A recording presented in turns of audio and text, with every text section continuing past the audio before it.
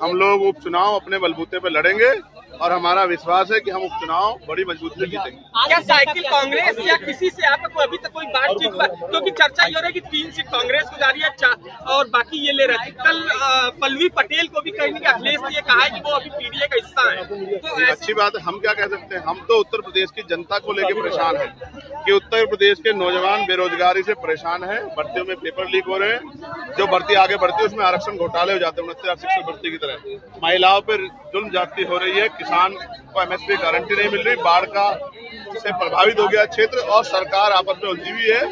जनता की तरफ उत्तर प्रदेश सरकार नहीं देख रही है, तो उत्तर प्रदेश की जनता भी सरकार को सबक सिखाने का काम उपचुनाव में करेगी। क्या उत्तर प्रदेश में अभी भी समय है, अगर सभी पार्टियां जो है विपक्ष की एक हो जाती है, तो क्या यूपी में बहुत अच्छे बहुमत से मौका दे सकता है बीजेपी को? और मैं फिर ये कह रहा हूँ, हम लड़ाई लड़ रहे हैं कमजोर वर्गों को सम्मान का जीवन मिले, और मैं आपसे कह रहा हूँ अब समय आ गया है देश में समानता के लिए। नमस्कार, मैं हूं माही सिंह और आप देख रहे हैं नेक्स्ट 9 न्यूज। इस बार के बीते लोकसभा चुनाव में भारतीय जनता पार्टी को बड़ा झटका लगा। 400 पार का नारा लगाने वाली भारतीय जनता पार्टी 240 सीटों में सिमट कर रह जाती है, और ये 240 सीटें भी कहीं ना कहीं भारतीय जनता पार्टी के लिए भी मुश्किल का कारण बन गई, और 37 सीटों पर अखिलेश यादव जीत दर्ज करते हुए नजर आते हैं और एक मजबूत विपक्ष के तौर पर भी सामने आते हैं। अब ऐसे में भारतीय जनता पार्टी की जो मुश्किलें हैं वो केवल अगर देखा जाए विपक्ष के तौर पर ही नहीं बढ़ी हैं, उनकी मुश्किलें अब अपनी पार्टी के बगावत की वजह से भी योगी आदित्यनाथ हो या फिर मोदी और शाह हो, उनकी भी मुश्किलें बढ़ती हुई नजर आई हैं। क्योंकि जिस तरीके से अनुप्रिया पटेल, केशव प्रसाद मौर्य, ओपी राजभर और जयंत चौधरी और संजय निषाद ने बगावत करने की कोशिश की, लगातार आरक्षण के मुद्दों पर घेरते हुए अनुप्रिया पटेल नजर आई। ऐसे में माना ही जा रहा है कि योगी आदित्यनाथ का जो सिलसिला है वो थम जाएगा, लेकिन क्या वाकई में ऐसा कुछ होगा या नहीं, इसमें और कुछ बड़े फैसले होते हुए नजर आ सकते हैं। आपको बता दें, अनुप्रिया पटेल एक इंटरव्यू में जाती हैं, वहां पर खुलकर वो चंद्रशेखर आजाद रावण की तारीफ करते हुए नजर आती हैं।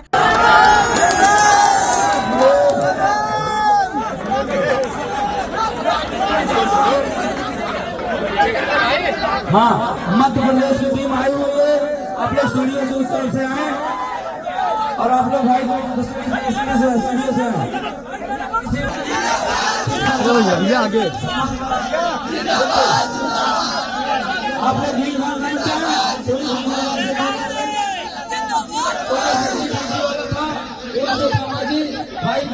और कृष्ण कुमार गौतम में मंच पे आए और भाई को किस करते भदोही जिले से चर्चा हुई है। हमारा गठबंधन ऑलरेडी है और गठबंधन हमारा उत्तर प्रदेश की महान जनता से है।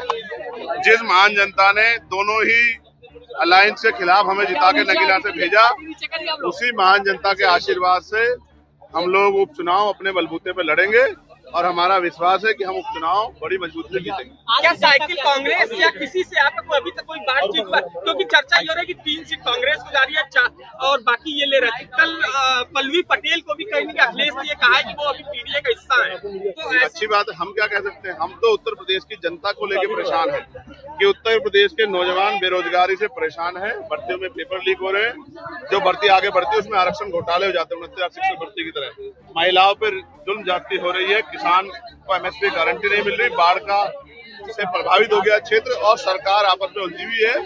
जनता की तरफ उत्तर प्रदेश सरकार नहीं देख रही है, तो उत्तर प्रदेश की जनता भी सरकार को सबक सिखाने का काम उपचुनाव में करेगी।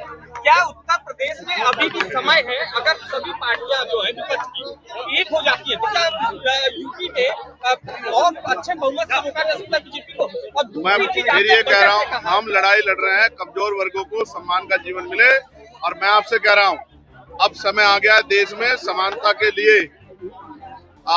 निजी क्षेत्रों में आरक्षण की व्यवस्था करने का समय आ गया है। एससी, एसटी, ओबीसी के लोगों को निजी क्षेत्रों में आरक्षण देने का समय जो है अब आ गया है, और ये ही समय है कि देश केंद्र की सरकार को जो बिल विधेयक जो मैंने प्राइवेट बिल पेश किया है लोकसभा में, उसका समर्थन करके अब इस रिफॉर्म के कदम को उठाना चाहिए और निजी क्षेत्रों में आरक्षण की व्यवस्था SC/ST OBC के लिए करानी चाहिए। अच्छा, ये कहा जाता है बैसाखी की सरकार और बिहार में देखिए अलग बजट में उसको लाभ मिला और चंद्रबाबू नायडू को अलग मिला। आपने सदन में बोला भी था, आप बाहर भी एक बैनर लेके आए थे, पोस्टर लेकर के। तो क्या लगता है, क्या ये सरकार अभी स्केल पे है या कहीं अंदर गड़बड़ चल रहा है, कुछ बड़ा विस्फोट? देखिए, लगातार ये सरकार के दो जो टांगे हैं, वो एक नीतीश जी के हाथ में, एक नायडू जी के हाथ में। जिस दिन वो लोग कोई भी कदम उठाएंगे उस दिन सरकार स्थिर हो जाएगी। मेरा ये कहना है कि वो स्थिर होना हो, लेकिन उत्तर प्रदेश की जनता को बजट में क्या मिला, इसकी जानकारी मीडिया को भी होनी चाहिए, उत्तर प्रदेश जनता को भी। तो ये गुब्बारा जैसे बनता है और गुब्बारा फूट जाता है, हाथ ताली बजाते रहते हैं, इस तरह उत्तर प्रदेश के साथ हुआ। केंद्र ने सबसे बड़ा धोखा अगर किसी के साथ किया तो उत्तर प्रदेश के साथ किया, जहां बजट के नाम पे धोखा हुआ, जनता के हिस्से में कुछ नहीं आया। चंद्रशेखर आजाद अभी किसी पार्टी के गठबंधन में नहीं है, ये क्लियर है। मैं आपसे क्या कह रहा हूँ, नहीं, हमारा गठबंधन उत्तर प्रदेश की महान जनता से है। जिस जनता ने नगीना में जो समीकरण बना के हमें भेजा, वही समीकरण बना के, बहुजन समाज का समीकरण बना के हम लोग उत्तर प्रदेश के विधानसभा में भी अपना प्रतिनिधित्व इस बार तय करेंगे। हमारा MLA जीत के जाएगा, ऐसा हमें भरोसा। मधुआ से चुनाव लड़ने जा रहे हैं। हमारे हम इतनी देर क्या भाषण दिए, तुम लोग क्या सुने? यहाँ की जनता को क्या प्रत्याशी पार्टी तय करेगी, ये मेरा काम नहीं है, पार्टी तय करेगी। और जिस तरीके से चंद्रशेखर आजाद छुआछूत के मुद्दों को उठाते हैं, जाति आरक्षण के मुद्दों को उठाते हैं और फिर संविधान की बात करते हैं, ऐसे में अनुप्रिया पटेल का उनके पक्ष में बोलना कहीं ना कहीं इस बात की तरफ इशारा करते हैं कि आने वाले दिनों में क्या अनुप्रिया पटेल आजाद की तरफ रुख करती हुई नजर आएंगी, क्योंकि ये बातें इसलिए निकल कर आ रही है कि दोनों दलितों की बात करते हुए नजर आते हैं, आरक्षण की बात करते हुए नजर आते हैं, छुआछूत की बात करते हुए नजर आते हैं। चंद्रशेखर आजाद की अगर बात करें तो लगातार वो सभी पार्टियों को घेरते हुए नजर आते हैं और ये बात कहीं ना कहीं आजाद को ऊपर ले जाने का काम करती है। इसके पहले वो मझुआ में जाते हैं, मिर्जापुर में आपको वीडियो दिखाएंगे किस तरीके से आजाद रावण ये बयान देते हैं। आप पहले उनका ये बयान सुनिए और उसके बाद देखिए कि चंद्रशेखर आजाद रावण ने और क्या क्या कुछ कहा और जनता के हित में किस तरीके से बात करते हुए नजर आए। पहले ये वीडियो देखिए जरा।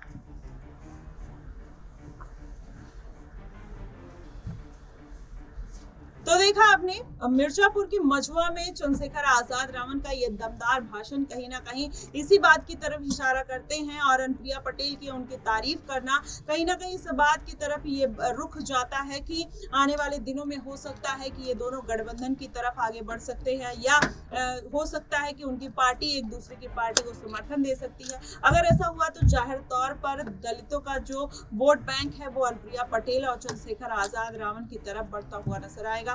अगर ऐसा हुआ तो पल्लवी पटेल की मुश्किलें बढ़ सकती हैं, वहीं अखिलेश यादव की भी मुश्किलें बढ़ती हुई नजर आएंगी। देखना दिलचस्प होगा कि आखिर ये मामला किस तरफ जाता हुआ नजर आता है। आपको क्या कुछ लगता है, आप हमें कमेंट बॉक्स में जरूर बताइएगा। फिलहाल के लिए बस इतना ही। देश और दुनिया की तमाम खबरों के लिए हमारे साथ बने रहिएगा नेक्स्ट नाइन न्यूज पर।